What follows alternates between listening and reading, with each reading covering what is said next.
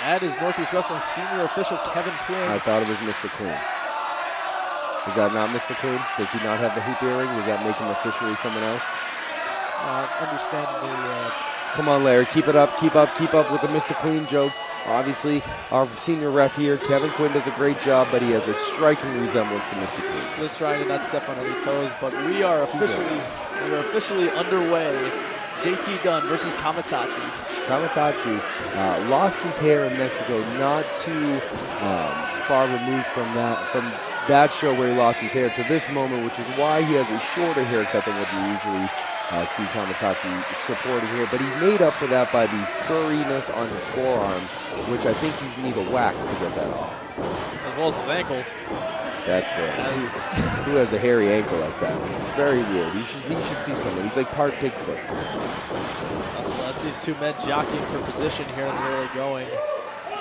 Kamatachi going for that side headlock. JT quick to fight out. JT can bring him down to the ground. Over to Kamatachi. Retaliates with the head scissors.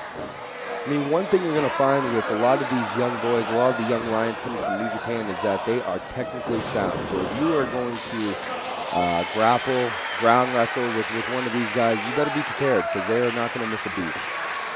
The second you show any sign of weakness, they will be pouncing on it so fast. Oh my God, Larry! I know you love when they pounce on you, but relax. You're getting a little too excited here tonight. Not me. I'm safe and sound here on the broadcast booth. Kamatachi, I think he's at the top wrist lock. There's a quick cover. JT escapes, but finds himself in that top wrist lock.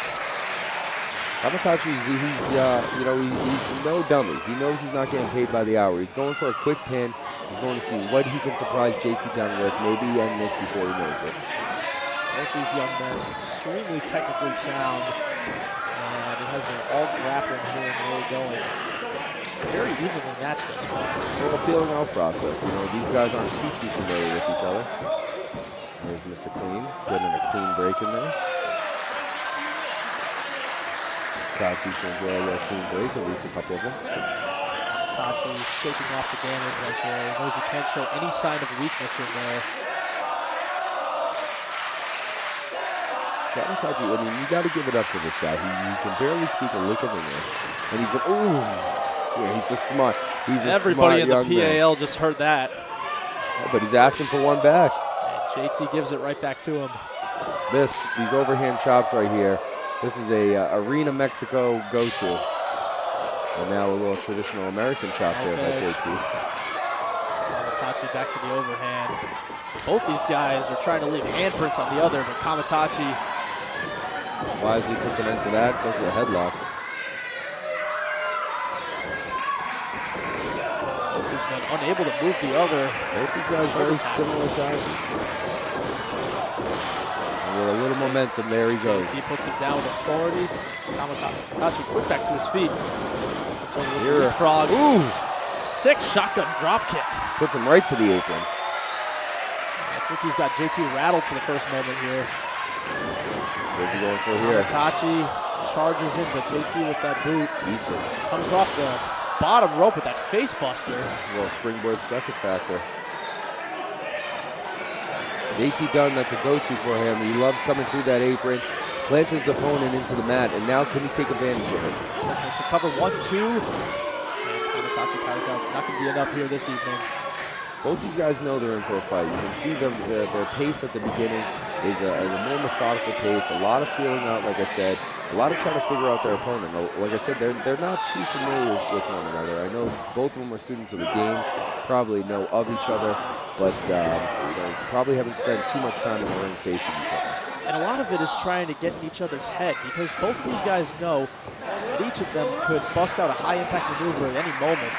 And it's just building up that anticipation, making them think, when's it coming? All right, Mr. Queen was broken.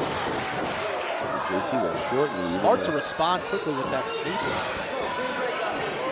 Kamatachi going to the corner, trying to get a little bit of space. A smart move from JT right there. He wasn't expecting that knee drop. JT not taking his eye off his opponent. Back to the knife edge. Another stiff knife edge chop. And now we're back elbow. Some momentum. JT comes in with that bicycle kick in the corner. Takes him over with the snapmare, quick cover, 1, 2. Kamatachi again kicks out. JT Dunn, known for his quick strikes. We learned that through his battles against and tagging alongside Chris Hero. I mean, JT was tearing up the New England scene long before that. I think it's selling him short, saying that he's a ripoff of someone else. He's a guy that can hold his own. He's been busting his butt all through the Northeast area, and now you're seeing a cat and mouse game here. Kamatachi back to his feet, charges, knocks JT all the way to the floor, back smashing against that guardrail. There is no that's a setup for something else. There is no give in that steal. Kamatachi has him scouted on the apron, comes off, big time drop kick. Ooh, you got to be scared for Tamakachi on that one. How do you land after dropping a drop kick like that on JT? Throwing caution to the wind as he comes flying off that apron. May have JT compromised here. It looks like Tamakachi taking some time. I'm sure that fall to the floor did not do any favors to Tamakachi as well. Even though it looks like JT definitely got the worst of things, you put your body through a lot of punishment, even delivering a move like that. Absolutely. Kamatachi is still feeling his head ring a little bit from all those strikes, those forearms, chops, elbows. They reach a chop as JT retreats back into the ring. Now Tamakachi here is going to go for a quick bend, see what he's got in JT. And it's not enough. Well, it's more of a wear-down tactic, Larry. I mean, you just try to see how much you can get out of your opponent, what he's got left in the gas tank. It's more just measuring and seeing what the guy has left. And to let him know that you're coming for the win. Now taking his time here, really letting JT know that he's in control.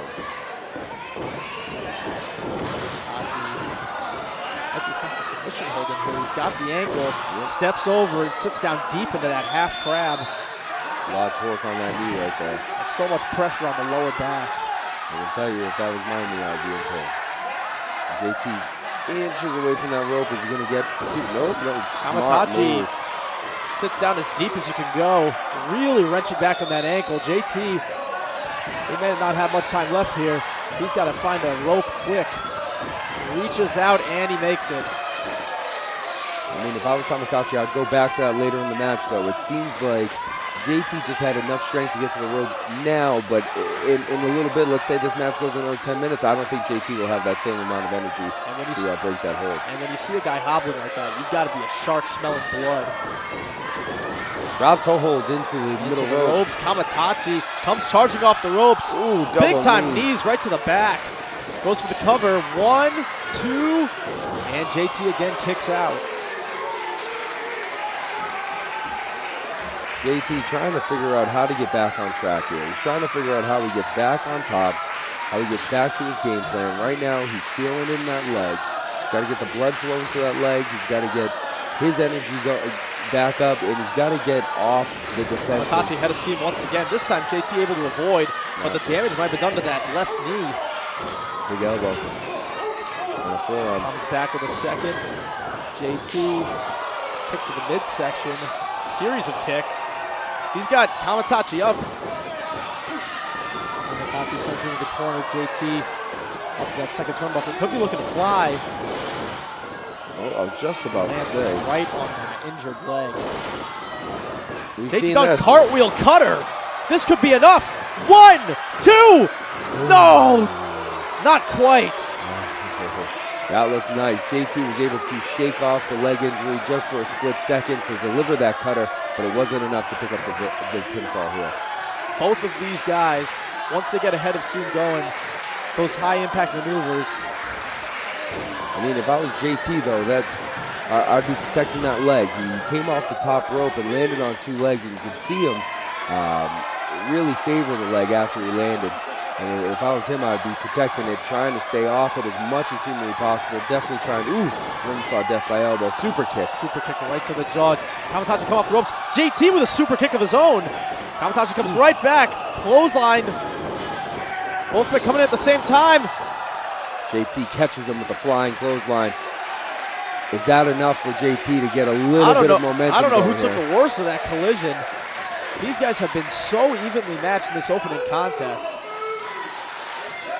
Everything that we've expected from these two. And who's got enough left in the tank? Smartly, Takahashi gets off his back.